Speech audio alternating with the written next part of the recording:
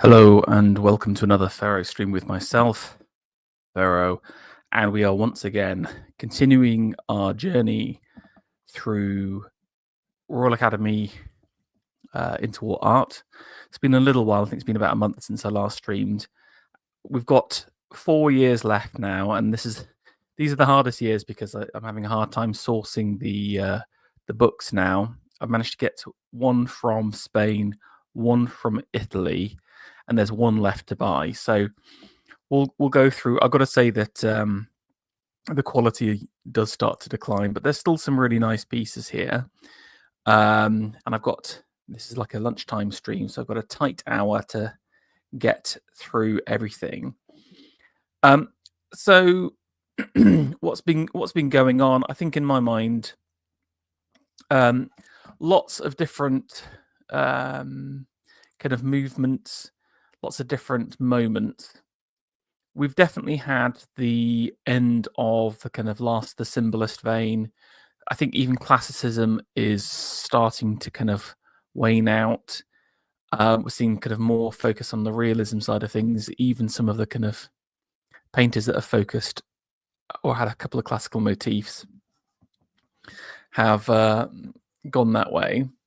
But let's keep on looking through. I think still some nice stuff. I think the Frampton-esque hyperrealism is like a large trend that continues to capture imagination, and then a couple of new artists coming into place here that we'll see. So let's start off with Lamorna Birch here. I mean, I've in the meantime, I've kind of looked at a few of his works in color, and it's kind of interesting to see how he renders stuff. I think it's relatively fine, quite high value at the same time, so it really has a kind of a pop effect. This is the iced fringed tine, so obviously way up in the north. I mean, a couple of interesting things that caught my eye. Firstly, I felt like there was a bit of perspective shifting on the image. So again, maybe it's just the way the ice is sitting, but it feels like we're getting a little bit of a top-down view, where about like if you go above the 50% of the painting, everything kind of renders normally in terms of perspective, but there's a bit of a kind of a fisheye effect at the bottom, is what I think. So that was kind of interesting. And this whole series for me, I think, has kind of tried to reflect the different types of landscape. I think everyone, or certainly I'm quite prejudiced against it, just because it is often can be in a similar rut. But there's definitely lots of innovation, lots of different subject matter change, and again, the focus on river and water, I think, is quite nice, and very nice starting off piece here from Lamorna. Now, Phil Pott, I think he's got like 1 year left before he dies, sadly. Phil Pott moved towards his, maybe it's 2 years, I think it's 38 he dies. Moves towards his kind of modernist style in 34, maybe, or I should say extreme modernist. And he still does a lot of his portraits, though, like, again, the majority of his kind of earned cash is as a portrait artist. What I do really like, though, is that he is attempting to capture some of that kind of new style with these portraits, and I think this is really, really kind of shows it very nicely here. This is, I think it's the wife of Lutyens, and you can see her that she's kind of sitting down, looking away from the sitter. Again, we've got that kind of casuality. The rendering's really interesting on her clothes. Again, in the same way that I think Orpen created an entire kind of subgenre of portrait painters, I think Phil Pott has had the ability to do that if anyone actually followed him, which they didn't. But I would sort of describe this as kind of quite a loose style, but also kind of quite sharp. This is all about edges. It's impressionistic, but also kind of well layered up. And by that I mean, if you compare some of the detail, like the Orphan's details are all about just very light touches, just a couple of small marks to get the impression of the piece, while this is kind of like heavily layered. There is no kind of lightness of touch here, I would describe it. I think there's lots of detailing going on, but not so much blending, and you can really feel the kind of thick brush strokes across here, for example. I think this is very much a color piece as well. You've got lovely purple, red, and then interestingly green.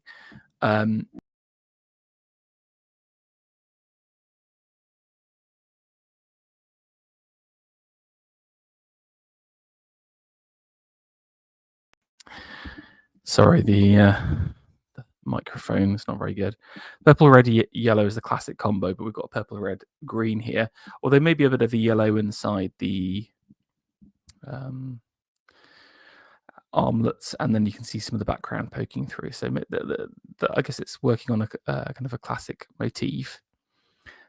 The face itself is this very serene, looking out, very noble, and I really like the handwork we've got across here. Just very, very delicate, one hand placed on the top. But I think this is all about kind of showcasing and showing off the jewels at the same time. This left hand, right hand is very awkward in terms of positioning, but she's kind of showing off her finery, which I quite like. So there's a bit of a juxtaposition between the kind of casuality, the kind of softness of the furnishings, and actually, these are very expensive bits of jewelry. But I really like this. I sort of prefer this, I think, in terms of Philpott's style for his portrait work. Speaking of portraits, we've got another Frampton here, and I genuinely think that Frampton at this point has kind of reached his kind of zenith in terms of hyperreality. Is something taken away from that? I think is an interesting question, because yes, we had this kind of that I keep calling sculptural modernism. I think Frampton goes beyond that into hyperreality, and also as part of that kind of more sculptural modernist period of his work, he liked to mess around with perspective, or to include things in a kind of a funny or interesting way. This is quite a straight portrait, really. There's no messing around with it. Everything is as it should be, and it's just about showing these details. And I mean, the hand particularly could be photographic, but in some ways, I think that is kind of like it's obviously a great technical feat, and one should respect technical mastery in specific paintings. But I sort of prefer some of his earlier work where, yes, it doesn't have this. I mean, the shadows and the shading on this is just phenomenal.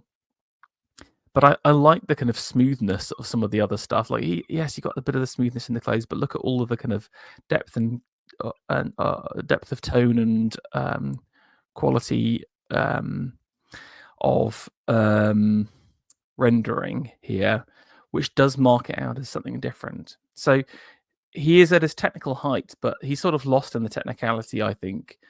This is another Lutyens here. This is the Lutyens. Maybe because it was a very high profile painting, like the Prince of Wales's painting, that he decided not to kind of do any of that messing around. But I think with a couple of his other paintings that we'll see, he kind of sticks to this style. But still, very fine painting. Okay, this is a new artist. Again, I'm sorry for the low resolution, but this was the color image, and I wanted to get the color in there. This is from Maxwell Armfield. This is called The Blue Pool.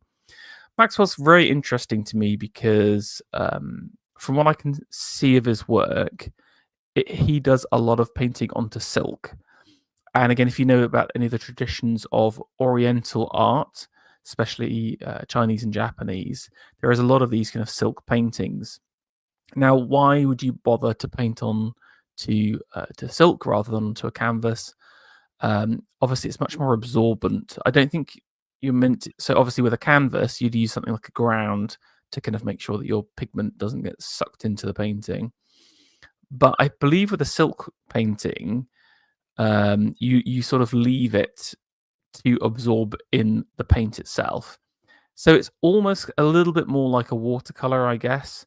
But the big benefit of it is you get this kind of very lightness to the piece, and you get this shimmering quality at the same time. And you can really see in the colors here, the kind of the deep blue of the blue pool here, and the kind of yellowy brown rolling hills, offset by some deep green, filling up some really nice places within inside the actual piece itself. And then, interestingly, a unicorn at the center. So again, this is almost a fantasy work. So I really like the Armfield because he's very different, partly because of his medium of choice, but also for this kind of quasi novelty. Again, it's difficult for us because we're living in this kind of post fantasy world where I feel like Dungeons and Dragons and its consequences have been very negative for this kind of painting in high art. Or again, like, because it almost became kind of like a lower form of pop art, if that makes sense. Sorry to degrade it if you're a D&D fan, but it's more kind of like, rather than attempting to try and chase something higher, it's a commercial product. And I think the art always suffers from that. And I would say that a lot of the kind of digital art of today is in that kind of fantasy-esque vein. But I think this piece, in the context of its time, is very, very powerful, and I do really like his stuff, and I think he gets included in the next couple of years. Okay, this is basically my favorite painting of the year. This is Ernest Proctor's Zodiac. So Proctor, I think, started out with some of these kind of a little bit sloppy, symbolo-mythic paintings, bit of the kind of classical realism style. I think he dies this year. So again, we're losing some real greats by this period. But the Zodiac for me is the culmination of what Proctor's been trying to do, which is, like, technically have a very specific kind of finish and render to his people, to his subjects. Yeah, so for example, I mean, just the children at the top, I think are brilliant. I think it's just I always gonna go about my anti-Pooty action. I think Pooty's often so difficult to render and show in a way that's genuine and appropriate. And I think he really just captures these children so well. Again, I love the kind of fearfulness in the eyes. But I really adore the blending and the rendering. I think this is perfect sculptural modernist deco-esque style. This is Proctor at his technical best, but then compositionally it's brilliant as well. So what are we seeing here? Obviously, it's the Zodiac. What is the Zodiac? It's a series of stars. Now, obviously, the stars in the sky relate to opposition in the Earth, and so we have this large body in the middle and lots of different bodies flying around at high velocity. So I guess the question is this meant to be Earth in the center, or is it meant to be the sun or something like that? I think it is meant to be Earth. That was my interpretation, even though it's this kind of big yellow star. And then we've got all the different zodiacs sort of sitting on their different stars. So we've got Scorpio, we've got this is where my zodiac knowledge is not good. This has got to be Gemini, the twins, Cancer, Leo, Taurus, Aquarius. There we go. I will go no further. Maybe she's Libra with the weighing scales. So he's got all of the kind of the classics on there. I really particularly like the kind of Leo and the bull here, where again he's trying to create a more modernistic interpretation of the animals. So again, look at the kind of the hair rendering, and again, I think this is going to be very influential for some of the later artists. This is why I kind of put Proctor in that kind of deco-y canon, because this kind of rendering is very much looking to the Egyptians, the Assyrians, archaic Greek at the same time. where complicated forms get rendered in, they get simplified, and it's all about repetition and form, basically. So you can see here, if you ever see a lion's mane, it's an absolute mess of hair. If you try and paint that, I think it never looks that great. So what he's tried to do here is to kind of turn it into these kind of large, almost scale-like nodules of hair. I mean, Leo is, for me, is the least well-rendered animal here, but I think he still has a lot of kind of cuteness to him. It's a difficult 3/4 from above with this kind of modernist style, so I think you have to give him a little bit of a break. But this is very much like the Brandenburg lion, or if you see some of those early lions, etc. But I love this. This is the Tate Britain. I don't think it's on display though, sadly. So real shame. But I think it's brilliant, and also I think this is what Proctor is all about. One of his best. Right, we've got Russell Flint here. Again, we've seen Flint at his best is when he's doing his classical mode. In my opinion, it's pretty obvious. This is him doing his beauties. I mean, looking more into kind of Flint's hors d'oeuvre, his little mini cannon. I mean, he really knocks them out. So you've got to respect the man for being so prolific. But one negative I would say is that he is obsessed with the charm of women to such a degree that everything else, it sort of becomes an obsession. And I would put him almost in the Rossetti camp, where Rossetti's early work, his medieval work, is far more powerful, far more thoughtful and deep than Rossetti's almost like repetitional just focus on Mae Morris and some of his other women. Flint suffers from this a little bit. Again, I think it was nice. It's a nice piece here, but definitely we've seen some better work from him. And again, the kind of classical stuff is way better thought out and has that kind of additional layer of meaning and thoughtfulness to it. Okay, I mentioned about Frampton and his consequences. This is another Algernon Newton. I think we had one last time, but he's kind of like a relatively new artist. But again, I always think of him as, if Meredith painted landscapes, what would they look like? Very much like this. They have this kind of air or feel of like hyperrealism to them, but there's a kind of a plastic feel to the. I mean that not in a sculptural method, but in the material way. You know, there's a shininess to everything. Even still, again, I think it's very novel, very charming at the same time, and this is called Winter Sunset. Okay, with Frank Short, we haven't had a really good Frank Short mezzotint for a little while, or etching, and I thought I quite like this one here. Again, it's hard to see. This is Chalk Cliffs at Cuckmere Haven. What a name! The Seventh Sister, and it's one of his etchings. So again, etchings versus mezzotint. Mezzotint tends to be a little bit more sloshy. It's about moods and feelings and general auras, while etchings, you've got a definiteness to them at the same time. So what did I like about it? I think it's a really interesting composition. Like, Short is all about drama and shock. Again, think about some of the kind of whatever his C mezzotints, etc. This doesn't have any of the darkness to it. This doesn't have the drama. This is about feeling the kind of the mass and the scale of nature. It's about placing ourselves at the bottom of the cliff, looking up and feeling our place in the world that is not very big at all.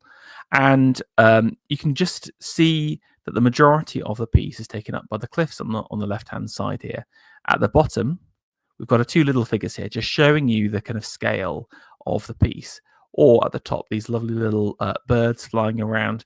Nothing more than lines, but again, he's captured this entire little host of birds floating around. Now, the decision to have the majority of the cliffs, well, how do you balance that? Well, he's just left a huge amount of white space. Again, that's just, in my opinion, it's just so bold, so confident, especially in an etching, because etching doesn't have the power of color compositionally. That is to say that if this was an oil painting, for example, you could have this gigantic cliff on the left-hand side, and you could balance it through color, through clouds, etc. I mean, what is in here? Just I think the hints at some clouds. That's all you get. So bold to be able to do that, but I think the piece still really works. Frank Short, definitely one of my favorite etchers and and Mezzotint artists. Okay, what have the Knights been up to? Harold's been on a bit of a downswing, I think, in the last couple of years, but he's come back with this really brilliant piece here. This is Harold Knight doing Laurence Olivier as Romeo. Kind of hilarious. He must be in his 30s or something by then. But obviously, he's a great subject. Olivier, one of the greatest actors of his generation, one of the greatest actors of all time. Very, very powerful, very, very commanding. And again, what's the purpose of a portrait artist? To show the essence and the nature of the man in a pictorial form here. And I think you're instantly captivated by him. Very striking features, strong, powerful jaw. Knight's kind of exemplified some of the colors here. There's a bit of chiaroscuro in the actual figure himself. The pose is really interesting for me because it simultaneously emits confidence and knowing, but he's also kind of holding himself a little bit nervously at the same time. So kind of interesting juxtaposition there. Knight then goes on to kind of show off his brilliant skills in kind of textiles here. I mean, such beautifully rendered fabrics here, just totally phenomenal. Especially, it's all in his style. I absolutely love it. And then he's put this kind of interesting background here. Again, we're getting a bit of a Quattrocento feel to it a little bit, that kind of early Renaissance. They love to place people in that state. Although I think you can see the quality is not as good. So again, I think you're asking the question, is Romeo on set, or has he been whisked away as part of Knight's imagination into an actual kind of location here? But really nice portrait there, one of Harold's best pieces. Okay, here's the original as well. I think again there's some modification was done to the face here, but I really wanted to show off the colours. Okay, we've got, this is W.G. de Glen, the poet accompanied by some of the muses seek inspiration from nature. And we can see here our poetic figure. We've got Mercury across here. I guess various, well, there's the muses behind him. And I think he's kind of seeking out nature. And we're seeing these personifications of nature. So obviously in the kind of the classical world, there are different demigod-esque figures that are tied to different things. For example, the wood nymph or the naiad or the dryad, etc. Various different iads, all forms of nymphs. So the poet has the ability to see these creatures, even though the normal human doesn't. So I like this idea of an imaginary world. I think there's definitely some allusions to the three, the golden apple meme that we've been seeing as well. So it's almost going to be like, oh, what is the poet going to choose, as opposed to what's Paris going to choose? Which part of nature is he going to talk about or going to mention? But I think really nice piece. Would like to see the color on this because de Glen does some really good coloring. Okay, we've got Henry Rushbury. We've seen some of his landscape stuff, which tend to be more architectural. It's very much like line and ink work here. Okay, watercolor. And this is Girona. At first, I thought they got mistaken for Genoa, but it is a different place. This kind of Italian seaside or riverside location.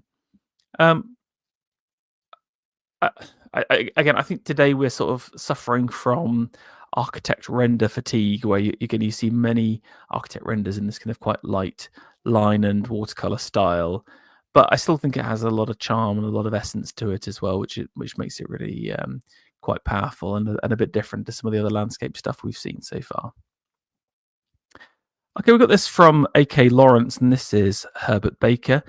I really like this for a couple of reasons. A.K. Lawrence has done some good portraits. Herbert Baker is one of those big, I would say, underrated and forgotten about architects. Everyone remembers Lutyens, no one remembers Baker. Responsible for many colonial buildings, but one of his biggest buildings in Britain was, of course, the new Bank of England. And here he's obviously in his Bank of England mode because you can see it in the background across here. Now, what's he doing? Well, he's at his architect's desk. Yes, he's standing up, but he's working on elevation, working on plans. Look at me, I'm an architect. You've obviously got some kind of previous plans at the bottom. I couldn't quite work out what this was at the bottom, whether it was a painting or something else, but again, kind of mysterious. Maybe it's just a bit of compositionally, a little bit of a balance to some of the other areas. And the Bank of England itself, it's kind of framed. The window looks like a picture frame, and it's half open. So we're sort of capturing Baker in that moment of half completion, half revealing the Bank of England. And this is Wheeler's statue. It's like Ariel of the Wind, something like that. And this sits on top of the Bank of England. So again, this piece is about imagination, about things coming alive, about artists collaborating. And then Baker himself has this very kind of perplexed feeling. He is looking to us. He's giving us the old side eye. And you can feel the weight of responsibility and need for success that challenges all great artists like him. But I really like this. I think this is one of the best portraits of the entire interwar period, because it's not just a guy sitting in space. It has all of these kind of little details and intricacies to it that make us think a little bit more. Okay, we haven't seen something from Sidney Lee from a little while. Our great painter of rocks here. I really love this piece here. This is Rock by the Sea by Sidney Lee.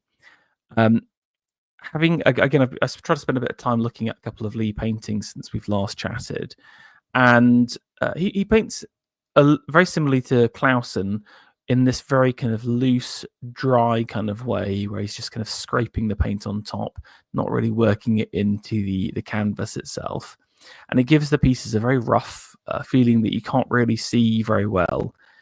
Like you see all these light spots here. You can see the kind of roughness of the canvas across there, but that gives this kind of interesting shading effect that works really well with rocks. I mean, what more is there to say? I think it's just a really interesting piece. So much character from this archway, but he's not just left it there. We've got all of the detailing in the clouds. These kind of thin, wispy clouds, kind of firing away from the arch. And all this kind of scrubs and shrubs and little fingers of grass coming up from the bottom as well. Very beautiful piece. Okay, we've got James Gunn now. Gunn does the realism thing. He also does the kind of like the American glamour thing as well.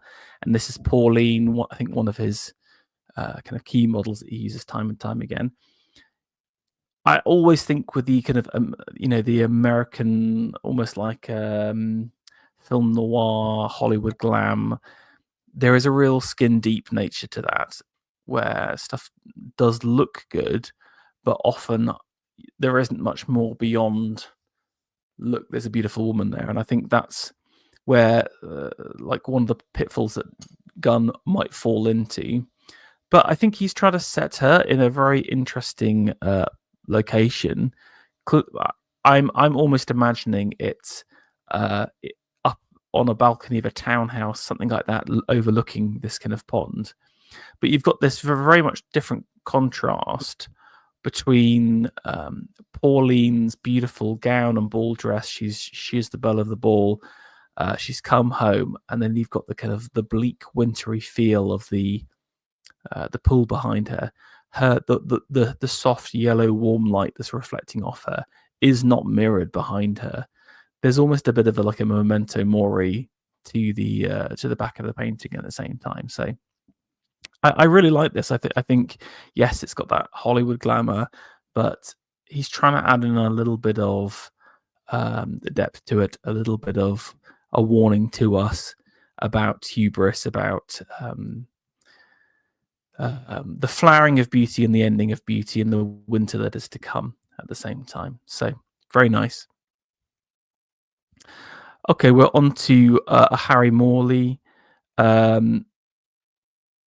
We've got like Morley continues to do more of his naturalist stuff, which again I won't keep going over it. I don't like it as much as his classical stuff that he does. Again, this is Caledonian Market. I love. I mean, I've always got a soft spot for that because I used to live not too far away from Cali Road and would often walk down. I think the Cali Market used to be at this park nearby, so I think I've walked past it many a times. It's now all kind of turned into housing since the 50s and 60s. But I think the setting is perfect, and I think way more interesting, in my opinion, than his kind of usual gypsies or caravan folk, where we've got all of the kind of hubbub of town, all of the people behind them, and this kind of woman and man looking to buy something and kind of being sold to by these various dealers. Love this kind of beautiful rug in the background, but you get all of this kind of lovely hubbub, but he's knocked them back by lightening them all. So all of the attention is paid on our figures in the foreground here. But also he's put this kind of interesting young girl here. He's kind of sitting down. She's not looking at us, but she's taking up a lot of the room and a lot of the space. So this is good from a technical perspective, but I think it's also really nice just from a like a general realism feel. Still not my favorite Morley works, but again, it's kind of showing his evolution of style. I think again, Morley has another 2 or 3 years, and he passes away as well, sadly. Okay, Brockhurst. I'm not going to go too much into it. This is Brockhurst is definitely in a groove at this point. I think that's the difficulty of trying to do something your entire life and then failing, and then having success doing something different. I think he's a victim of his own success and doesn't want to do anything different and ruin his commissions. It's a lovely piece, but have we really moved anywhere, Gerald, since 6 years ago? Not really. This was quite cool, a WBE Rankin portrait group. And I love this because this is very Brideshead. This is very much like the last of the aristocracy, in my opinion. After the Second World War, you've got all of the inheritance tax stuff where, which ends up just totally and utterly destroying the last remnants of aristocracy. And I think we've got these two beautiful figures here. The male looking very handsome, strong, determined in his kind of riding gear, and the woman looking lovingly on. This is a story of land and people, about youth and beauty, about the beauty of the house versus the beauty of the two figures here at the same time. I particularly like the woman. I think it's rendered her in a really interesting and special way there. Very nice. Okay, we've got a Fleetwood Walker toilette. Again, I think that's kind of similar to some of the stuff he's done beforehand, so I don't think we need to spend too much time on it. I mean, Walker suffers from too much into a groove, too much into the same thing. Doesn't really move beyond it, but it's still a nice portrait. Oh, I think the reason why I included the previous one, I think it is actually for sale for like 15,000. So, which I don't think is too. Again, it's obviously a ridiculously large amount of money, but I think for a painting of that quality, I think it is probably underrated in my opinion. Okay, we've got this one from Glasson. I sort of mentioned that no one really takes on the Philpott style. If anyone does, it's kind of Glasson here, and you can see some of the work on the feet and the hands, etc. This is Arabella Unpacks. Really interesting piece here. Yes, it's kind of like it's a portrait. It's a piece of realism. It's that kind of definitely something of the Harold Knight voyeurism, Vermeer style in it as well. But it's been neutralized by the figure turning away. But we get to see that beautiful neck and the back of the chin, the back of the hair, beautifully rendered. A little bit awkward, but you can imagine this moment of turning away, like she's unpacking her stuff. What's her story again? That's the question you're asking yourselves. Like, why did she end up in this way? She kind of looks a little bit sad or pensive. Has she had troubles and has ended up in this position? Very nice from Glasson. Okay, Richard Garb. Garb is he's really interesting in my opinion because he's working in lots of different mediums. Yes, he does stone, really big into ivory as well. Does all the ceramic work at the same time, and this is an ivory piece. But okay, I mean it's Cupid and a goose, which is obviously a classical motif. And again, I love this Cupid. Really fat-faced, very, very cute, but not frivolous at the same time. And he's dangling some delicious grapevines next to the goose. Now, when you're carving in ivory, you have to obviously work to the piece you've got available. But I mean, just look at the detailing he's able to achieve on there, the depth on the fabric, the wavy hair of the figure as well. Real masterfully done. It gives it a kind of an almost Romanesque, of a Byzantine feel to it, but he obviously massively supersedes and achieves a greater feel and emotion through his work than those pieces. There are still kind of little modernist elements, like the grapes have kind of been regulated a little bit, partly because it's probably difficult to do those, but I think a really wonderful piece here. I think it's something at first you might throw away and not think about compared to some of his bigger, more dramatic pieces, but I still think it's a very powerful work. Speaking of ivory and garb, we've got this other one here. This is called Renaissance. I mean, I think it's very, very, very nice. You've got this kind of long tusk here, which has been kind of sculpted down into this anthropomorphic figure of the Renaissance. I think less good than the Cupid, though. I mean, it's difficult. The picture's not great, but still nice. Something of like Alfred Turner to it as well. But pretty cool. Oh, there we go. We've got a picture from the front now. I mean, the front is better. Again, he's working with the tusk, and the pose is derived from that. Again, it's giving an almost medieval feeling to it, where like one of the classic motifs is like a woman with her hips sticking out, which is sort of like it's sort of derived off Roman like counterweight. I've forgotten the name of it now.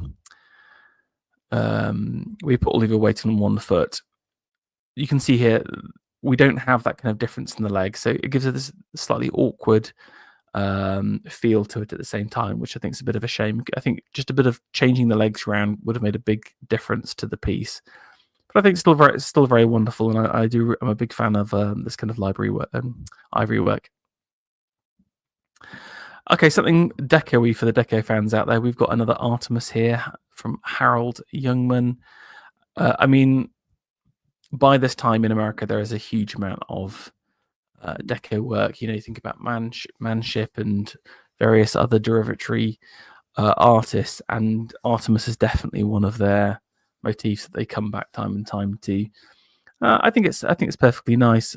I think the American, like if you're doing this kind of deco-y style, the Americans do it better. In some ways, it's kind of like you got the worst of both worlds. This sort of semi-attempt to kind of do something with the folds of the fabric versus the kind of extreme realism of the full figure. I mean, still nice piece, but not my favorite by any means. Okay, we've got an Alfred Turner piece here. This is called The Hand. The more time I spend with Turner's work, the more I'm sort of inspired by it. I think there's just so much like subtlety in his art, so much. It's about just these small little quiet moments. This it's about delicacy as well, which again I don't think many sculptors focus on. I think the natural feeling of the sculptor is to move towards the dramatically beautiful and the powerful, while Turner's sort of going the other way. He's got this very kind of calm moment. She's almost kind of whispering in his ear, holding on to him, and maybe he's in a mode of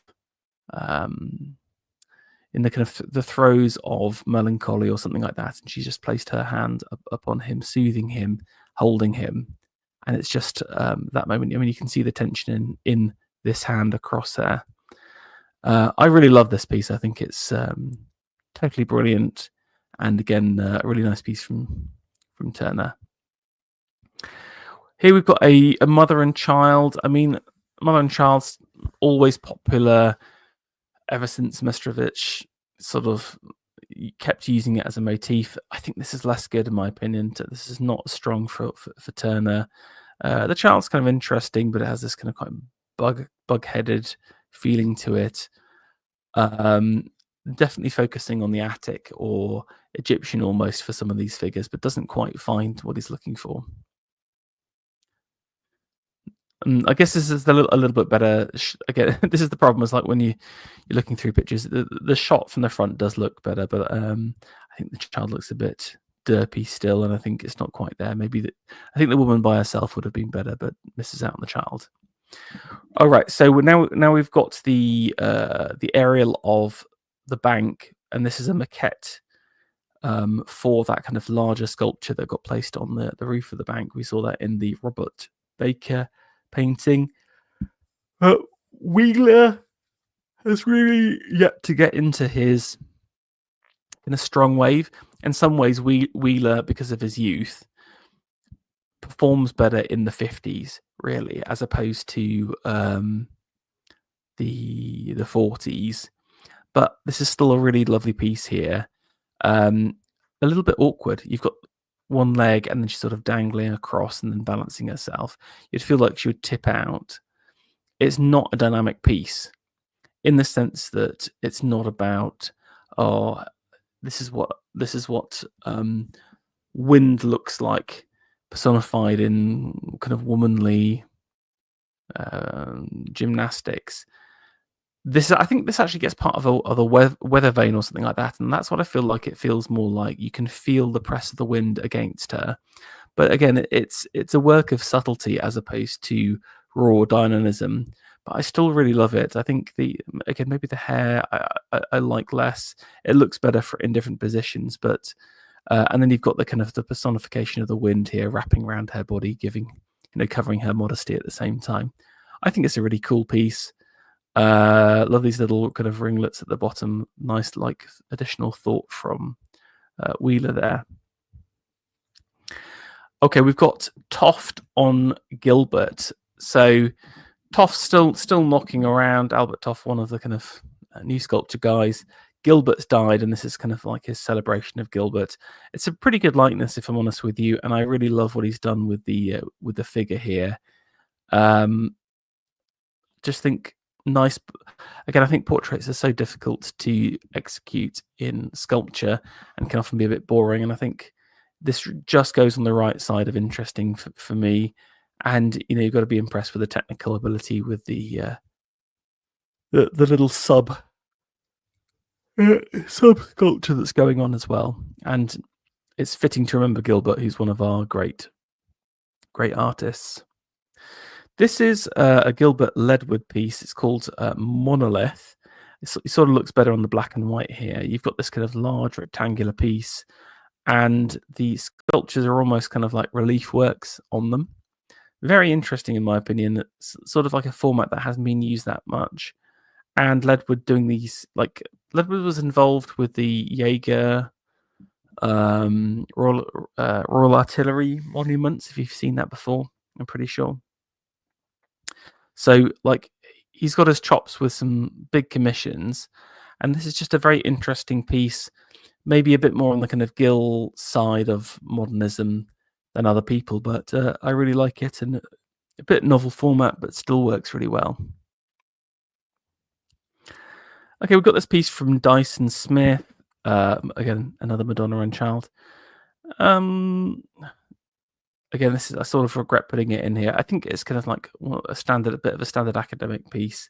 I think I liked it because of its Gothic nature. I think there is some interesting kind of new Gothic feelings arriving, certainly from Reed Dick, certainly from a few other sources. And again, this has a Gothic feel to it, but it's still very romantic at the same time. So it needs a bit more drama and a bit more like strength to it to be a true Gothic work.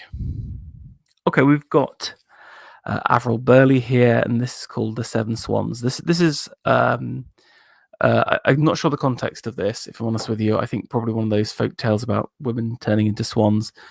But this is definitely one of Burley's best pieces. You've got these two beautiful women here, and they're sort of almost, it looks like they're sitting on these swan feathers, but no doubt they're kind of transforming between them at the same time.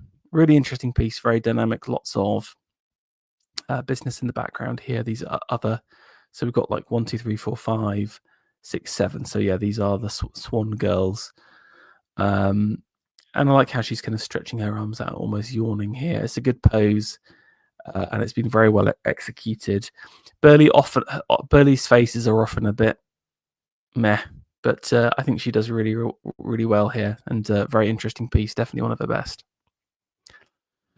Okay, and then we're going to finish up with Winifred Turner. What's interesting about Winifred is that she manages to get some strong success via her father, produces several pieces of works. Yes, it's very much in the same kind of wheelhouse, but still, I think there's some good works. You've got to see them. There's one at the V&A that they have out, and it's very striking. This is Twilight. I mean, nothing compared to the William McKennell Twilight, but still pretty good. I mean, she sort of suffers a little bit from kind of same pose, same position here, so less good. Okay, that is it for today. Let's have a look through some of my favorites. I mean, I liked the Philpott painting, the Proctor Zodiac. I would maybe put in the Baker portrait as well. I mean, still, I would say pretty good standard, but nothing kind of like mind-alteringly brilliant, if I'm honest with you. But that's basically where we're at. We've got next year coming up. Like I said, it's just arrived, so I need to scan all the pictures, etc. But again, just to warn you guys, I think we're on the way out, and by the 40s, it was looking quite dire. But I just want to say thank you so much for continuing to listen out. Lots of people now making their way through this, so it really means a lot. Obviously, it's a huge amount of content. It's just me kind of whittling on. What I'm planning to do is to maybe do a bit of a highlight stream as well, showing some of the best bits of work and getting a couple of other people on as well. Alexander Adams and Panama Hat, if you remember them from some of my other streams. So thank you so much for listening in. Please give a like, share the video, and maybe leave a comment with some of your favorites. I'd appreciate it. Right, catch you later.